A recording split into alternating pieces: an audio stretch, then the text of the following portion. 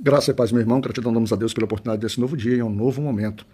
Hoje, dia 5 de junho de 2025, a gente vai dar uma entrada numa nova fase, que é a fase do livro dos Salmos, né?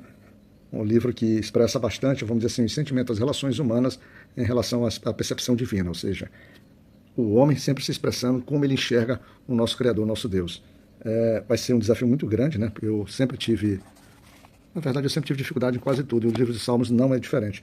Mas a gente vai pedir aqui para que o Senhor possa nos dar uma possibilidade de sempre trazer um devocional e um direcionamento na palavra do Senhor. Um livro rico, assim como Provérbios e Eclesiastes, também são bastante ricos, bastante ensinadores, mas esse aqui tem mais uma expressão mais emotiva, mais de louvor, mais de adoração. São cânticos, né? E poemas, poesias, muito bacana, mas vamos ver o que Deus nos reserva no sentido. Então hoje a gente inicia o capítulo 1, a gente, como sempre, capítulo 1, versículo 1, série base, ele diz assim: bem-aventurado o varão que não anda segundo o conselho dos ímpios, nem se detém no caminho dos pecadores, nem se assenta na roda dos escarnecedores.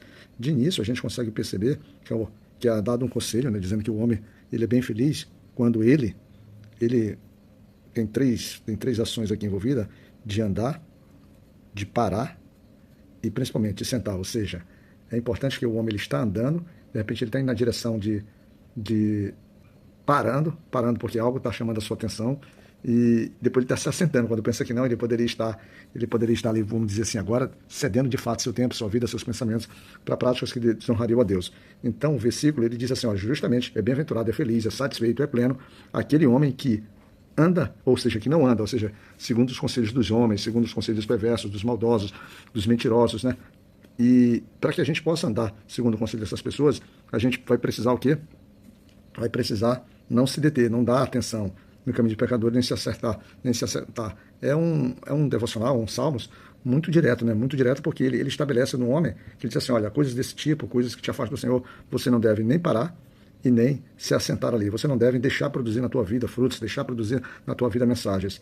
Ele adianta que lá no versículo 2, ele diz assim, antes tem o seu prazer na lei do Senhor e na sua lei medita dia e noite. Ele diz assim, mas esse homem que se livra disso, ele deve focar, ele deve ter por razão, deve ter por prazer a lei do Senhor. E através dessa lei, ele deve, vamos dizer assim, estar sintonizado nela, estar ligado a ela, estar, vamos dizer, conectado aos propósitos daquilo que ela fala. E isso ele deve tomar como referência tanto de dia quanto de noite. E os Salmos, ele traz que isso vai fazer com que ele, é como se ele fosse árvore plantada em ribeiros, ou seja, uma árvore sempre cheia de vida, sempre sendo nutrida, sempre as suas raízes fortalecidas, a sua seiva, né, pelo caule ali, pelo tronco, sendo alimentada. Ou seja, uma árvore que não tem, vamos dizer assim, possibilidade da forma como ela está pautada, que é que essa árvore está pautada sobre vida, da mesma forma é o homem que tem esse prazer de meditar na lei do Senhor, que se afasta do caminho dos ímpios, ele dará fruto, ele será testemunho, ele frutificará, ele, vamos dizer assim, ele produzirá, inclusive, outras pessoas através dos seus testemunhos para a fé. E, muito claramente, ele diz assim, mas é sempre um desafio quando a gente vê esse tipo de salmos.